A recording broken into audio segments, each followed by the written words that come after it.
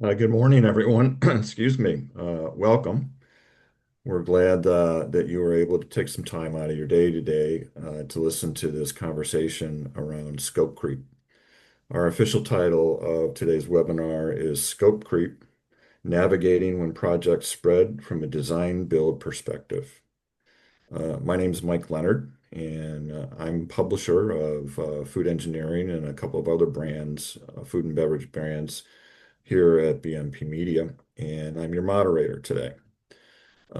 As a result, I'll try not to say much because the experts on this webinar are the ones that are here to share their experience and hopefully pass on some learnings from their experiences in the past.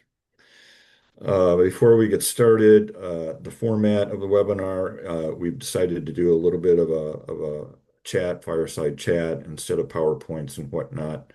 I've been, preparing with these three gentlemen, and we won't have a problem having that chat. You'll enjoy the conversations tremendously.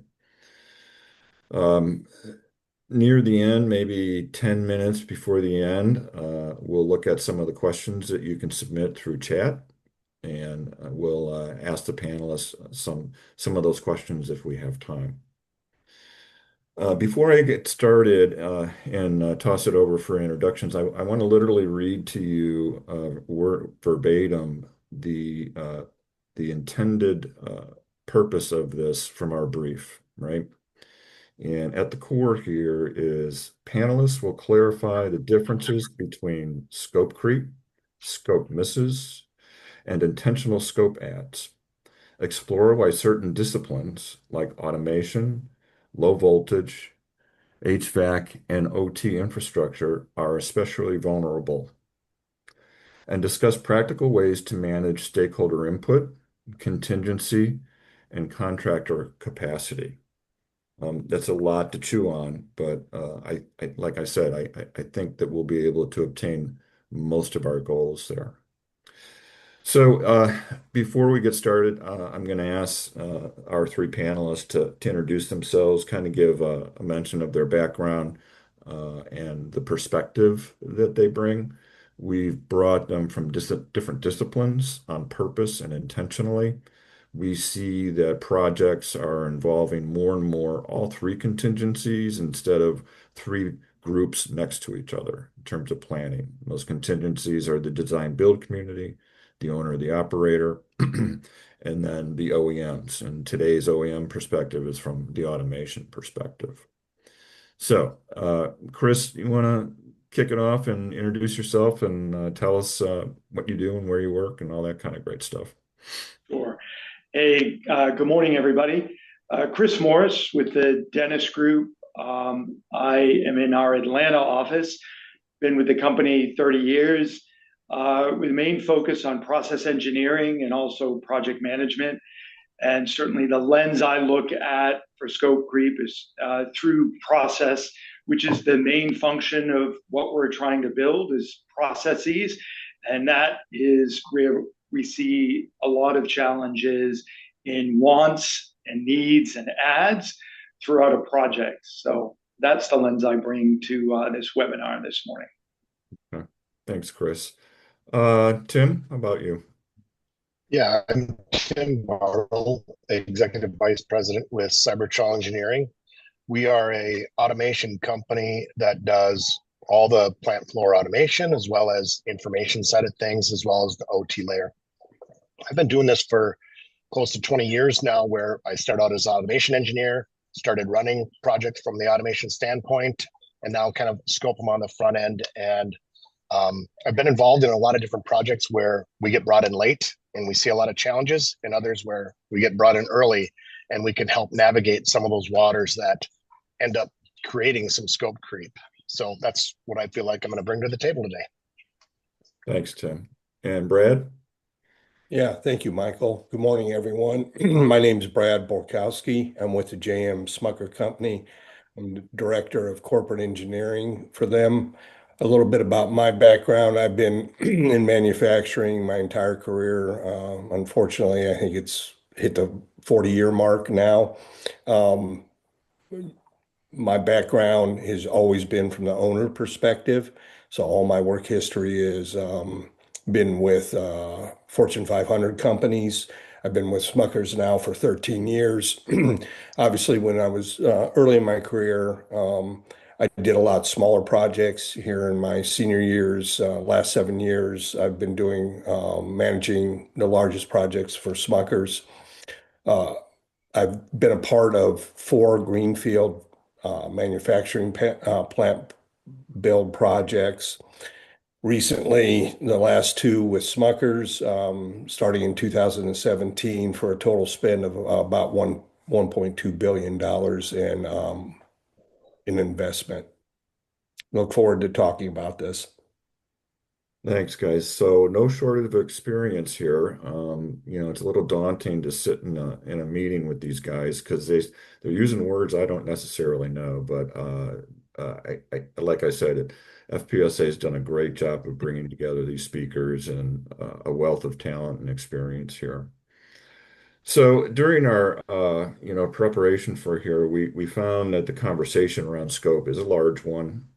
We have no delusion that we'll be able to cover everything as it pertains to scope and the various kinds and types and whatnot. So what we did find is that there's 2 or 3 key types of scope that we felt we would start with, just so we have our glossary of terms together and we're able to communicate amongst the 4 of us about which particular kind of scope we're dealing with. So, Chris, I think I'll start with you, if that's okay. Can you kind of tell us what scope looks like from your seat and the various types and how they creep up and all those kinds of great things? Sure. I think we all start with talking about how we want key stakeholders involved in a project from the very beginning. And we really try to set some ground rules about what is the project trying to execute, right? What is the deliverable that our customer wants? And really putting some framework around there. What we call is a project definition, defining that project. And again, we talk about bringing in the right stakeholders, but it's really, from a process point of view, it's bringing in operators and operations to understand what are we trying to accomplish and really putting framework to define what the needs are in that process. And I think that always sets the ground rule in the beginning to define the project.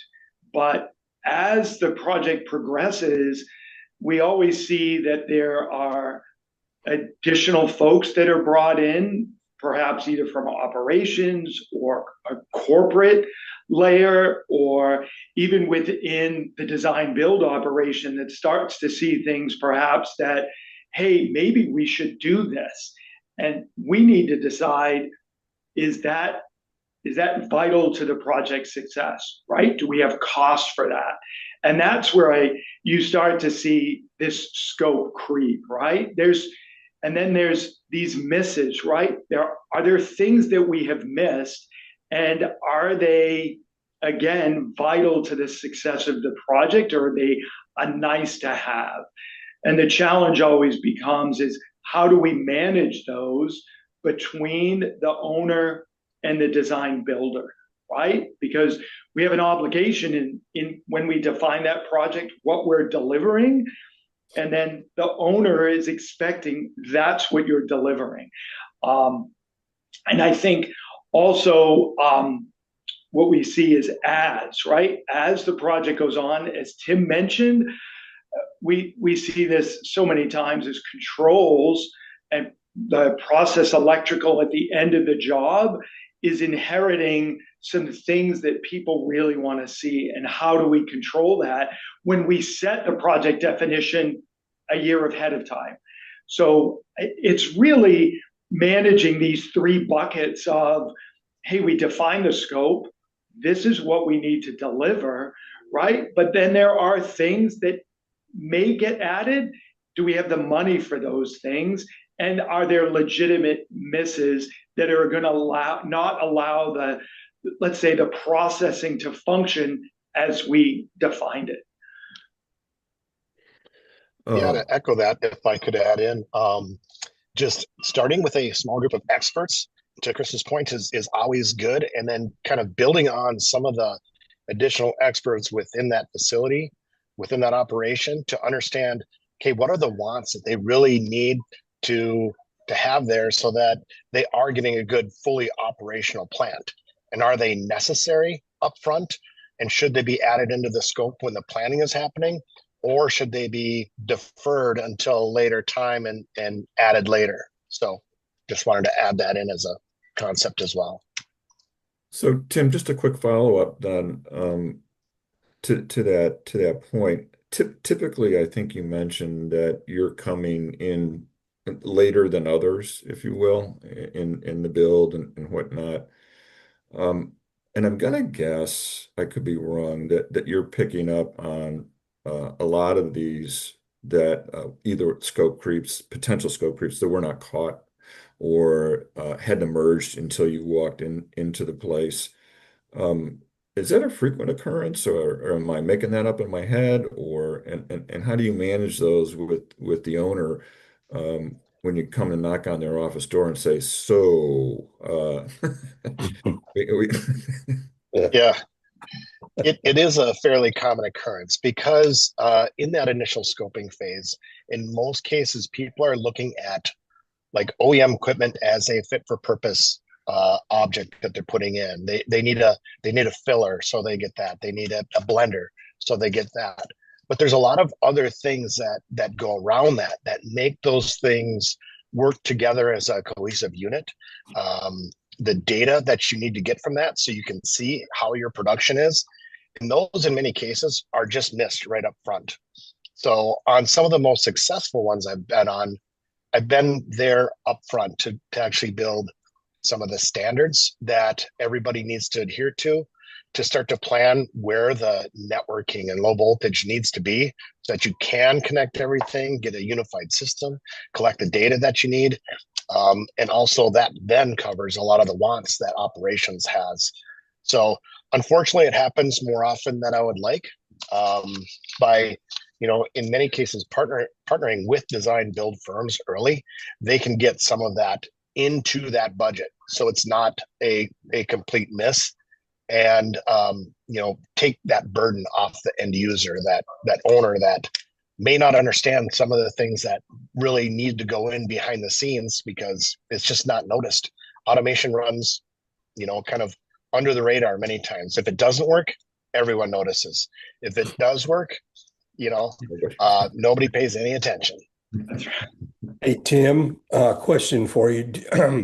Have you seen too where scope creep can happen is for a client of yours, perhaps, that may not be well implemented with automation, that gets a taste of it, and as the project goes on and they really truly start to understand the benefits that your scope of work is bringing to it, then once they realize that, they start asking for more and more before the project's over. Yes, I see that quite a bit too. And it's really kind of around that data space, the information that can be collected. Once people start to understand everything that they can get in their hands, maybe they go to a trade show or they go to a seminar and they see all the power of a true MES, and they start asking for all those things. Well, if your infrastructure down at the plant floor can't support it, you can't get that data up. So then you have to start adding additional controls, additional maybe programming, and then software up above, and all that configuration, as well as making sure that the network is robust enough to handle it, plus the cybersecurity concerns of making sure that it's isolated and protected from outside threats. Great. So Brad, that's interesting. Why don't we pick up that conversation with you? I mean, when the day is over, it's your gig, and Yeah. Yeah, sure. you're the user, and you're the budget guy and whatnot. But Yeah. has your experience been that these scope misses, intentionals or things come from specific areas? Are they random? And are they surprising? And how in the world do you make decisions going about on how to resolve them or not? I mean, that's a long question, but I think it's an important one for the audience. Sure. From my perspective, from an owner and then specifically as a project manager for it, really, it it comes down to communicating with all the stakeholders as you start to experience these, so that basically it's the old cliche of no surprises. So as you get requests to increase scope, whether it's, just scope creep. And by scope creep, I think a great example of where that's likely to happen is if you're doing a project in an existing facility, especially maybe an older facility, is and you're inserting whatever your current project is into existing old system. It's like, where do you make that clean break as you start to touch the systems? It's like, okay, yeah, we're going to tap in here, and the scope starts here, but you notice, well, really, this is in bad shape. Okay, so let's move a little bit further this way. Let's move a little bit further that way. That's really where that component of the three different we're talking about, I think, comes in the most, as opposed to, I mentioned the greenfield sites, where everything's brand spanking new. That doesn't normally come up. It kind of flows into some of the other area. Obviously, scope misses is a different conversation because somebody didn't include what they should have included.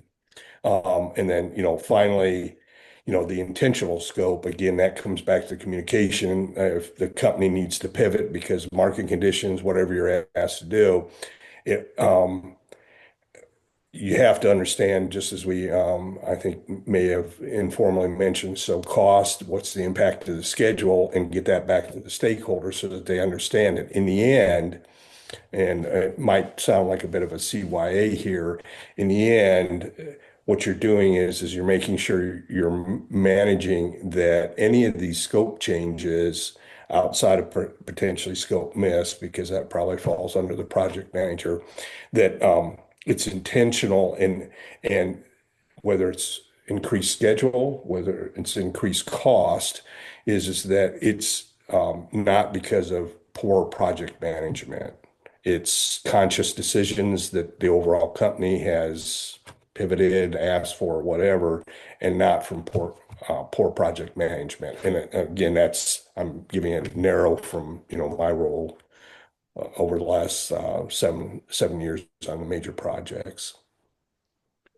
So To add on to that, if I go ahead.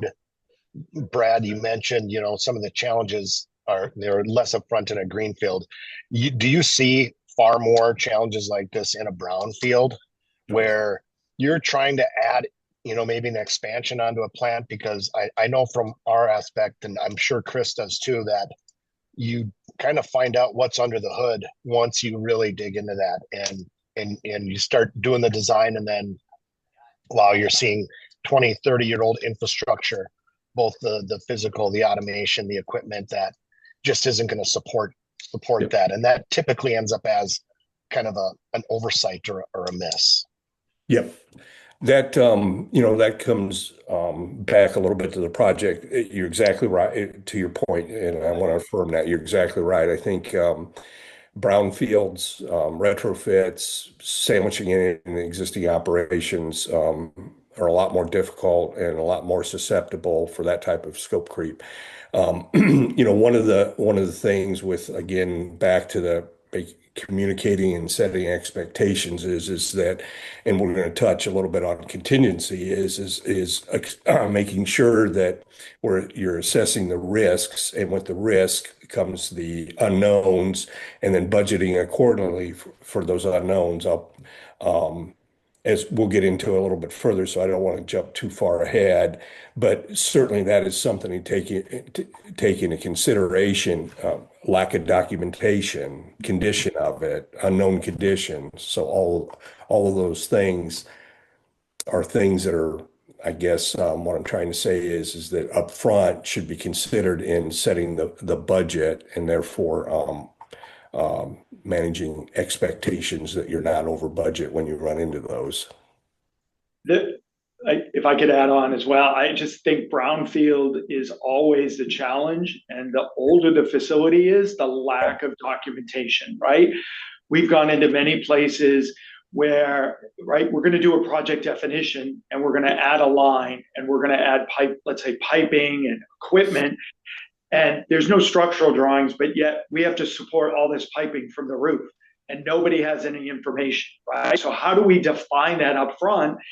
And then there are allowances, right? Because oh my gosh, we have to reinforce all these joists, right? We don't know what that, we don't really have a hard cost per joist, right? And what that load is.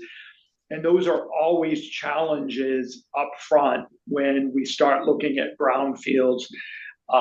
That they're fun, but they always bring a set of challenges because of lack of documentation. Or, hey, we're going to tie into your glycol system. And it's like, well, yeah, but we don't want to incur this cost to do all this due diligence to actually do due diligence of our whole glycol system. So we're going to just make an allowance. And then we find out we need to add a whole other chiller or an ammonia compressor, Yeah. right? So those are the biggest challenges around brownfield. I think we can all get aligned that that's, I don't want to say they're harder than green fields, but it is definitely harder to manage scope creep, Yes, those type of projects. absolutely. Yeah. Interesting. Sorry, Michael, one final comment, just, from the perspective on it. The other challenge is that, in this type of role, the owner PM role with the scope creep is the challenge of not turning into a parrot that constantly just keeps repeating the line, not in scope, not in scope, not in scope. Because that's what it feels like at times. And the risk that you run by doing that is that from the company owner's standpoint, you can get the reputation of, well, he's just inflexible or she is inflexible with it. So it ties back to, instead of just not always not in scope, it's again, trying to understand it, cost it, what's the impact, communicate it, and then set expectations so that if a decision is made and there's no questions that it was poor project management, it was a conscious decision by the decision makers. Sorry. I'll shut up now. No, that's actually interesting. I mean, when you kind of walk through the protocol that you just, described, do you find, reasonable resolution most of the time? I mean, if you hear out of scope, out of scope, out of scope, out of scope, at some point, Yeah. you got to be, come on, right? Yeah. Yeah. It's probably one of the reasons why I'm a little hair challenged right now, to be honest with you. The three of us. Yeah. Big projects will do that to you. Yeah. Sorry, I shouldn't speak for the rest of the folks, but I can speak for me on that. Especially on longer, bigger projects, it's trying to drive the internal culture of, it's not just, oh, well, I thought of this, I need this, without asking the question of, well, tell me how much is it going to cost?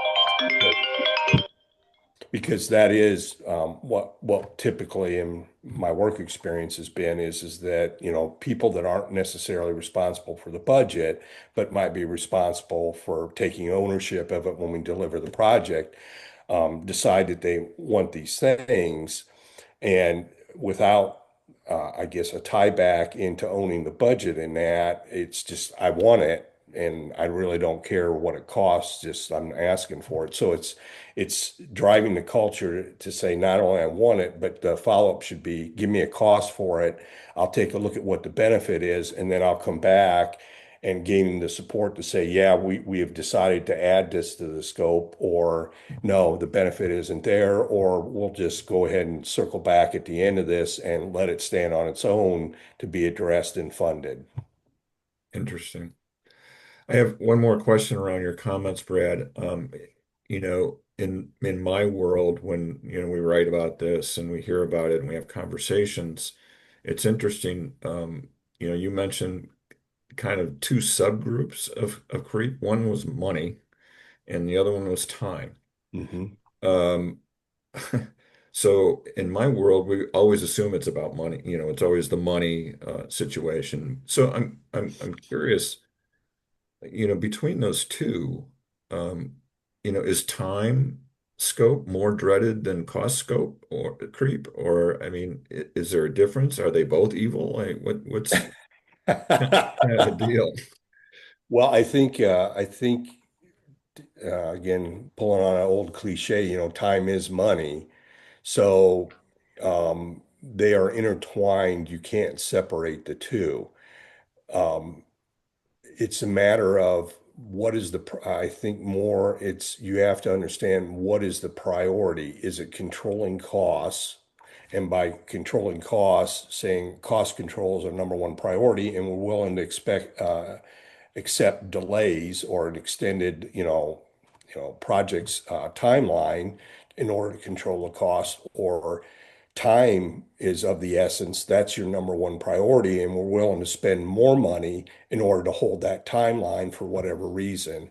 Um, Hopefully, going into it, whoever the leadership is that's setting direction for this is prioritizing that, and they're not flip-flopping where you're in a no-win situation is if this week time is the most important thing and then next week cost is the most Right, important.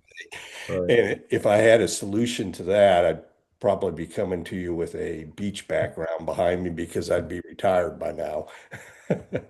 Well, don't you always get the three choices, time, cost, and quality, and you only get to Yeah, pick two? yeah, Right, We get yeah. to pick- You're Yep. absolutely right, Tim. right.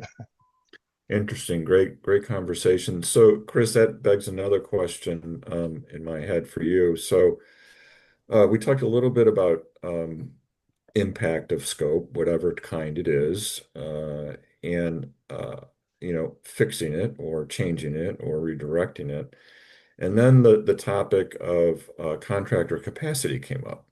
And it's like, well, I think most of us who don't live this world each and every day are like, well, just go fix it or make it a change. Well, it's not as easy as that, is it? With respect No. to contractors. So can you elaborate a little bit on that as well? Sure. I think, that's it.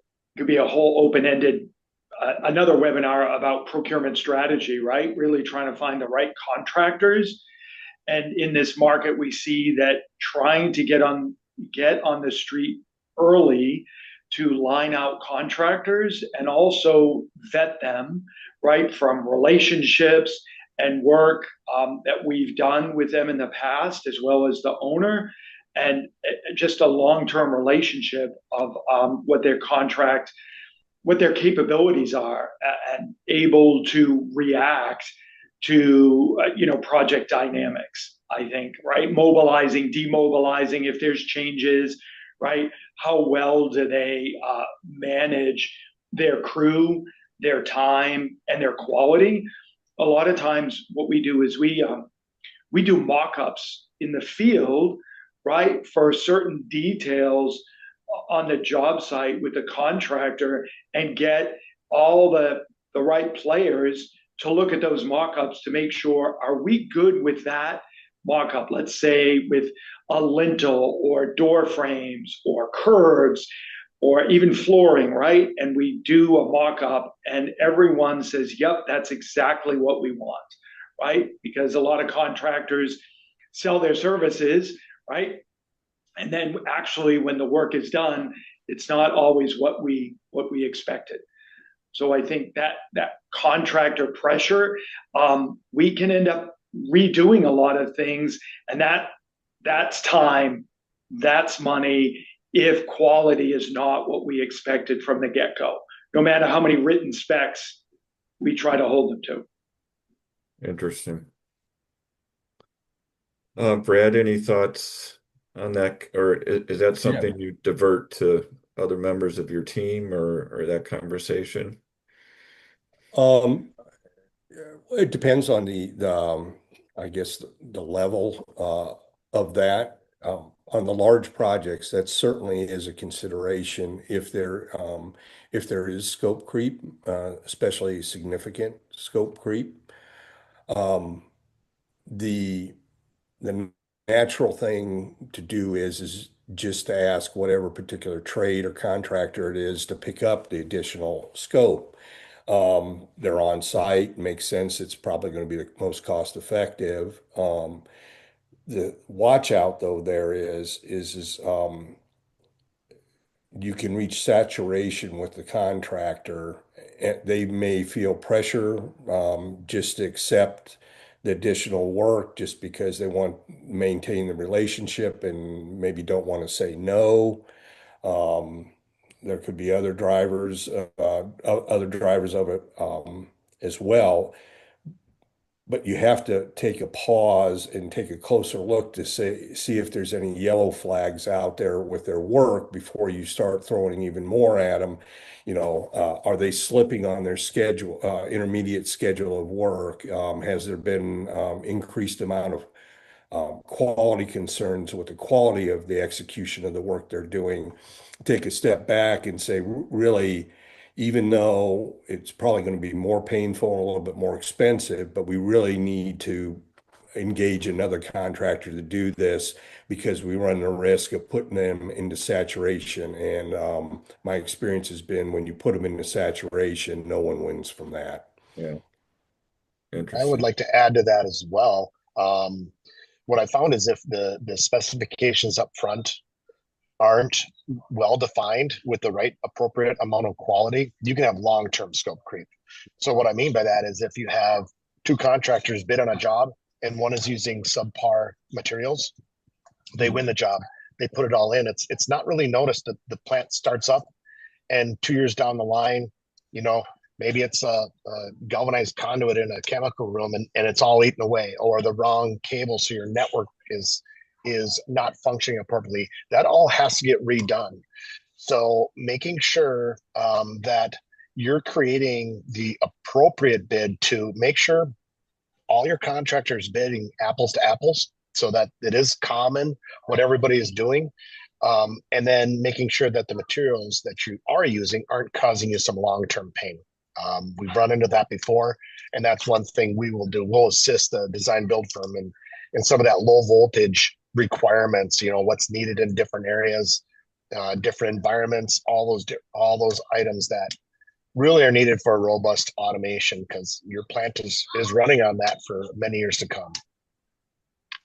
Fascinating. So, Chris, that begs the question that from my view is that okay, so there's a reality that sometimes wrong materials can be used or installation doesn't go as it should or whatnot. Is there a protocol that you guys go through at the dentist group, for lack of a better term, to like ensure that you're using contractors and specifying contractors that are able to avoid mistakes like that? I mean, or is that just too difficult of a process?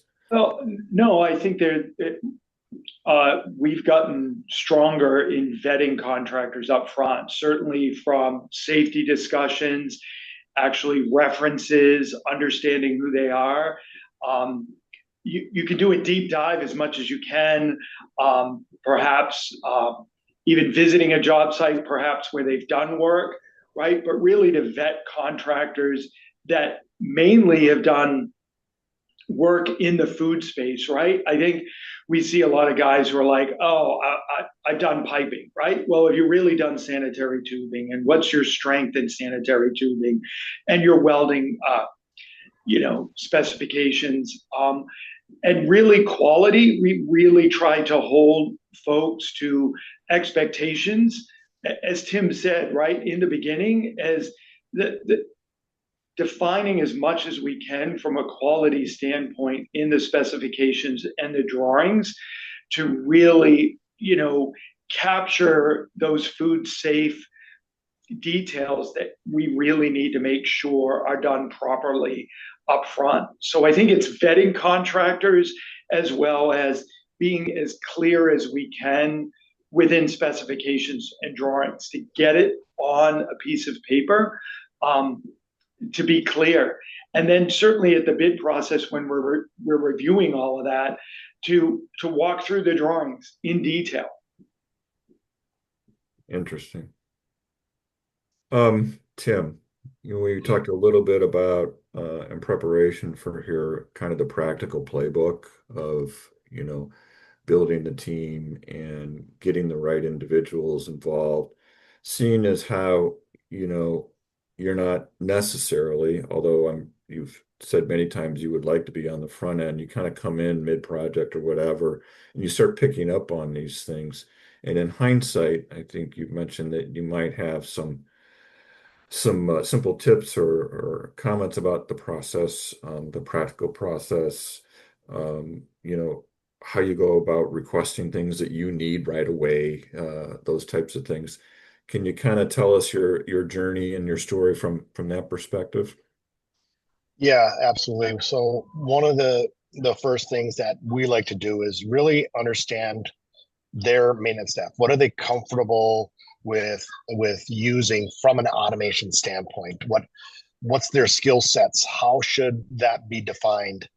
And if we are in early enough when we understand where their comfort level is, then we can help that owner pass those specifications on to the OEMs that they're buying equipment from that does a fit for purpose. Because some of the bigger challenges that I have seen is when you get equipment from multiple vendors and none of them can talk to each other. They're all on different platforms. They all have different ways that they're programmed. Obviously, they're experts in what they do with their equipment, but there can be some simple things to allow that maintenance staff to operate it or fix it, keep it running from now and into the future. So I think that's really where we dive into. And the next one is, what do they need from a data standpoint? What is their ERP requirements for their inventory management, for recipe management, for all those different things? Have they considered that? And if they haven't, that can add a lot down the road on now we have to do everything manual and our operations are slower and it's a little bit more cumbersome. So those I would say are two of the biggest areas where we can help the owner in the beginning kind of drive some of those overarching standards that then run all the way through. And it does give, the people doing the integration, the automation, the programming, a template to follow, that they're using the same hardware, so it's all the same on the shelf. They're using, the same visualization, so it looks similar from area to area, and so you have less training of operators. So that's really where we try to come in and add value early on. I think that's a really good point. I feel like control architecture is one of the first things that we should be focused on.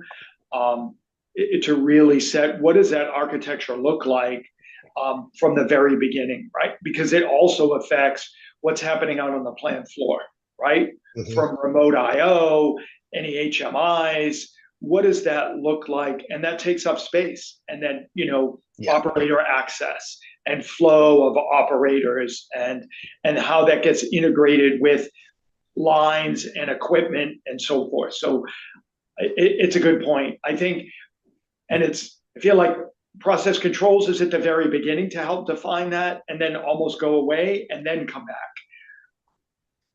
Yeah, to tie it back, some of that is almost to that potential for scope miss, right? So if you don't have all that defined, and you do it on the fly later, then you've kind of missed it. And Tim, to your point about all the different protocols and the ability to communicate and tie it all together, if that hasn't been all vetted out, that should be considered at the beginning, in my humble opinion, that okay, what do we know? What do we don't know? What its risk for extended amount of time to get it right once we're into it, and therefore should plan accordingly in the budgeting of the project to be able to cover that without an overage, because you do run into difficulties getting things to communicate with each other, that you just couldn't do until you start ripping things apart and playing with it, right?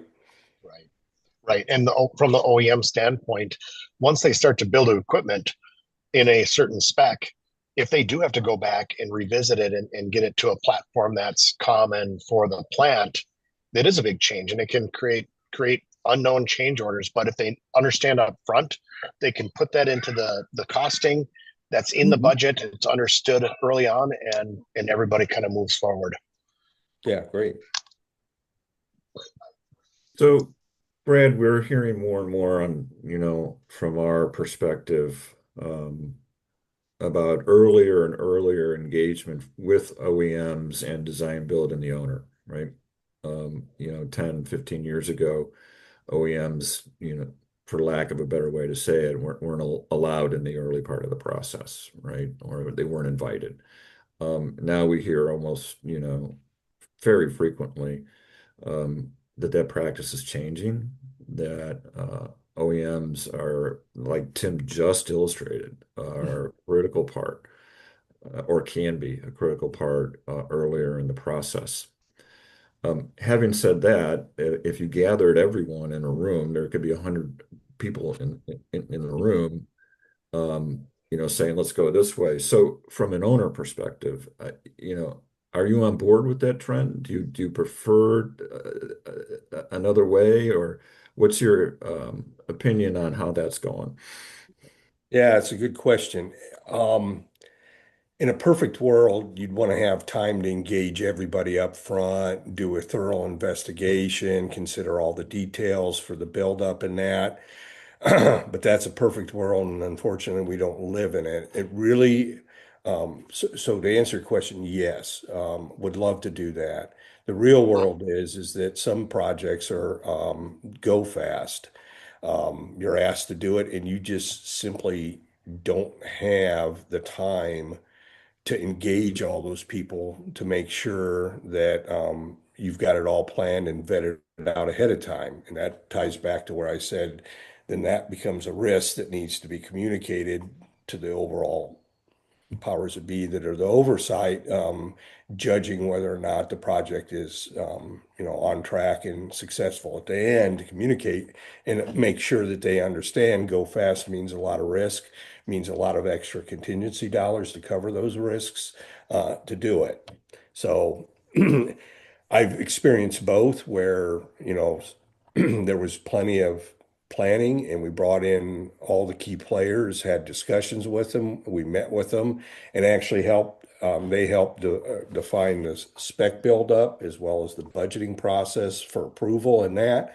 Um, and that's the perfect world. And I can call down the risk amount and I can call down the contingency on the project because there's a lot less unknown. In other cases, it's just the opposite. Yeah, interesting. I think that's, Brad, a really good point is bringing OEMs in early is like they actually feel like they're part of the project, right? They're just not, hey, I just delivered this piece of equipment, right? Like I have some ownership in this and how I'm integrated with all the other players. And I think that has certainly changed over the years, right? We buy a bread line and we just APV Baker or whatever from years ago, and you just put it in, right? And that's the end of it, right? And certainly now we have more and more OEMs, right, competing for that space and really having a lot of upfront conversations. Actually, as we begin even the project definition, right? What are their capabilities, and how they can really help sometimes define that front end of the project with us. Yeah. Something comes to mind too, and I may be drifting a little bit off the subject of this, as opposed to scope creep is more so of controlling the budget, but it made me think of several examples in the past on bringing OEMs in.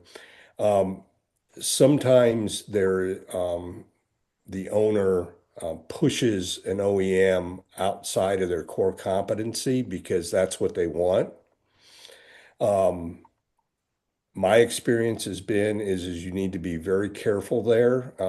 Again, they may feel pressured to take on that scope when that's really not their expertise, in order to secure the order from you. And in the end, it proves out why it's not their expertise because it just doesn't go well. So in the, I guess maybe I'm straying a little bit off on budget control than that, but since you mentioned OEM, I thought I'd just share that. So hopefully somebody that's stayed on this long doesn't make the same mistakes that I've made. Well, we all learn from our own experiences and others, you know. So we've got about 13 minutes left here, and I do want to try and deliver to at least a couple of questions from the audience. So this one actually, I think, can be addressed to all three of you. It's a comprehensive question, so take notes when I read it to you. Give my pad and paper out here. Yeah, but How many but parts? I think the question is very, very relevant, and I think you'll enjoy answering it. So the question is, can you speak to ways to manage challenges as it relates to scope creep stemming from the rapid pace at which technology is developing? Changes during the design phase of a project seem to be occurring more and more frequently due to rapid technology advances. What criteria do you use to evaluate if making a change midstream is worth the time and cost of making the change? There seems to be pressure on owners to keep up with technology developments. Absolutely. Even I know that. Even when a project is moving forward. So great question around technology, and I think all three of you bring a different perspective to that. So, Chris, why don't you start, and then we'll kind of go around the room. Sure. I think technology, certainly there are changes constantly happening. I don't want to, on the process side, sure, there are some unique technologies that are coming out. We see it in kind of the protein sector.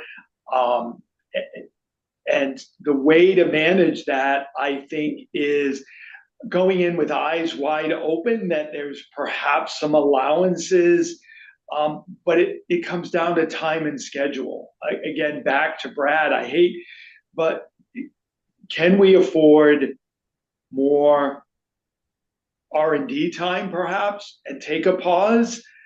Or do we say, no, we're gonna proceed with the design as we have, and then perhaps it becomes a sub project to improve that project at a later date, right? I think if we're trying to react to technology constantly changing, I don't know that we would finish a project, right? Because we'd be constantly wanting to update and fix. It comes back to how do we manage that with stakeholders and the owner,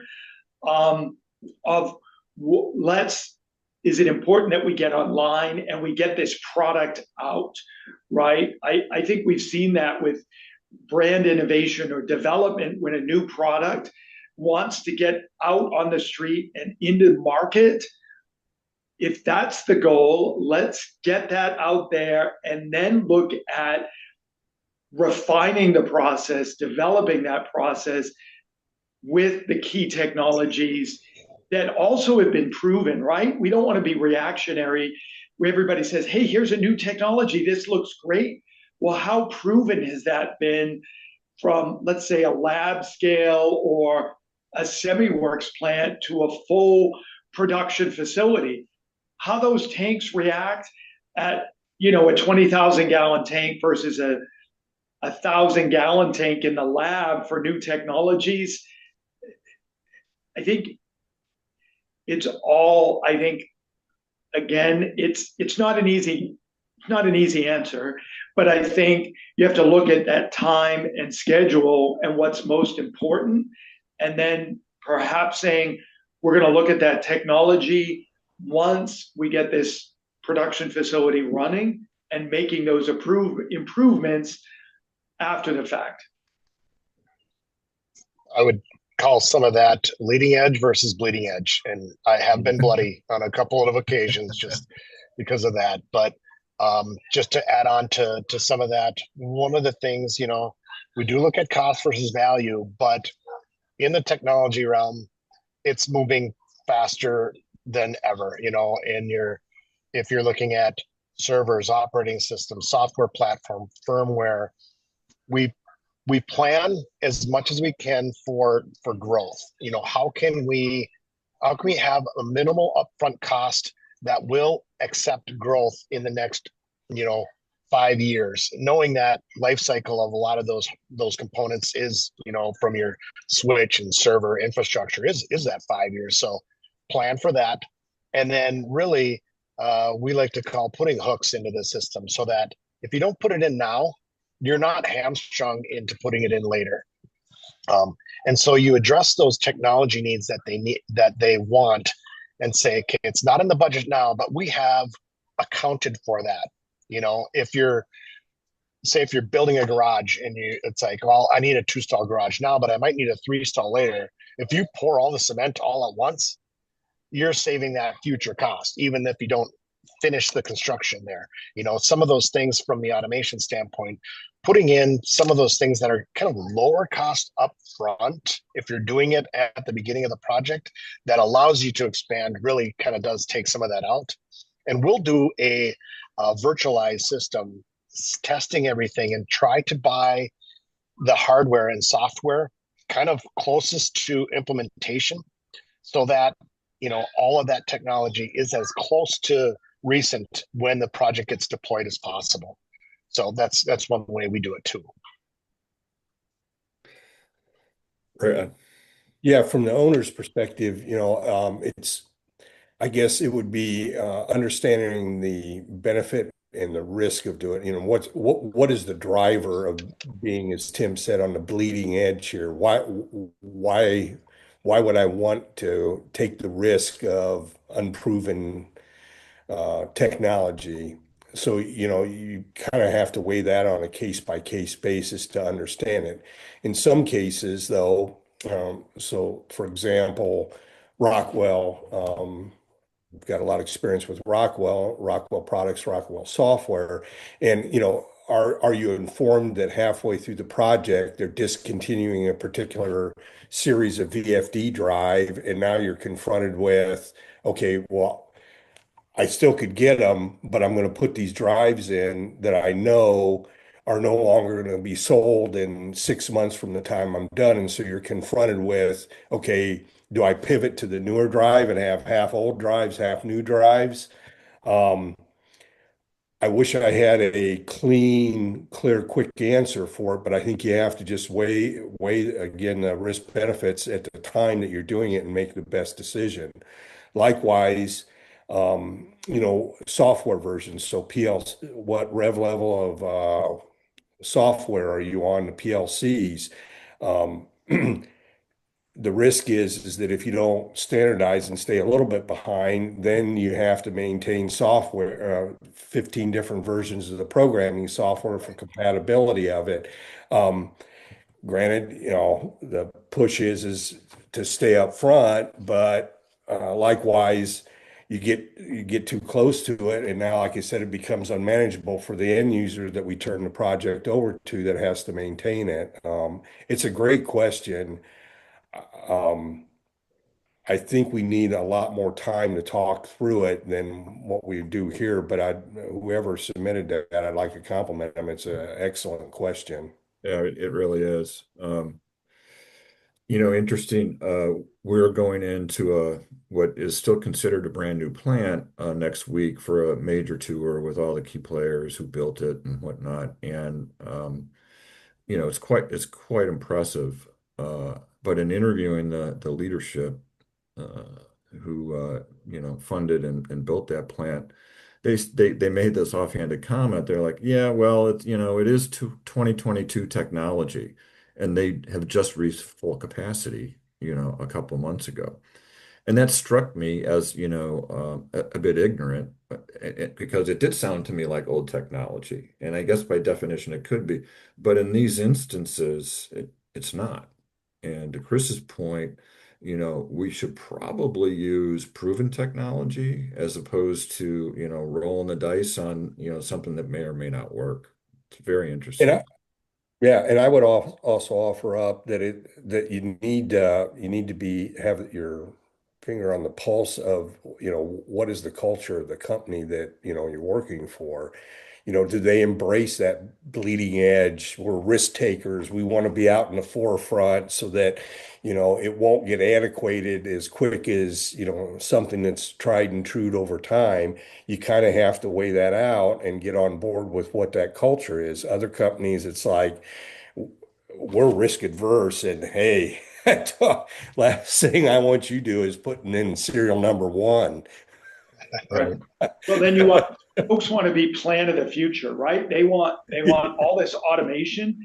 Do they have the operators? Do they have the maintenance staff to handle all of this technology, right? I think that's a huge issue that we see where people like, I want to complete automated, right? We're going to just get rid of all of this manual intervention. Do they have the resources to manage and work with all of those updated controls that are being put in Yeah. the software? I'm sure, Tim, that's a I big thing for you. Yeah. Yeah, it can get quite complex. You try to keep it as, as straightforward as possible. But once you start getting into, you push one button and the whole factory just runs. If that does go down, who's gonna be in the plant to be able to like figure out where something went wrong. So it's a challenge. So great conversation, folks. Thanks so much. We're almost at time, and I have to say there's a lot of great questions. I don't know if our plan is to circle back and maybe we answer them in writing or email or whatever the case may be. I think that may be the case. To those people whose questions we didn't get to, our apologies. They're all very, very great questions. But I do want to give each of you just, a couple 30 seconds or so, just kind of wrap up, your conversation here and pass on one last thought, and then we'll close. So, uh, Tim, why don't we start with you and any additional comments that you may have? I would just say, lessons learned from my past and going through some of this is, you know, trying to please all the owners, everything up front, and getting into a situation where you have to go back and then ask for a change because you went over and above what the scope was. Just being open and honest with the group and working collaboratively as a team really can make a lot of scope creep items, kind of disappear or at least be known what's the value. That's what I've learned over my years. Thanks. Chris, how about you? Certainly, bad news does not age well. It took me a long time to figure that out, but I think being totally transparent, like Tim said, right? When there's challenges or missed scope or even scope creep, right? To get with the owner and to be upfront. And I think relying on colleagues that have more experience, especially as you go to start up and commissioning the plant and all the things that maybe you didn't think about when you were just looking at a blank piece of paper, that's where costs can really start to escalate. And I think looking at resources and asking colleagues that have been through certain events for knowledge and guidance. Great. Well, Brad, everything winds up at your doorstep. So, Yeah, I think the final bit of advice that I'd have is making sure to document all the scope creep. So, whether or not it's questions as you're going because schedule is sliding or you're reforecasting spend, and so you're having to call the project up, having a good documentation of what got you to that point would be good for those conversations. One is to understand where pressures outside of your control have caused this to happen. And then one, for total transparency, where one's under your control. So scope miss are there.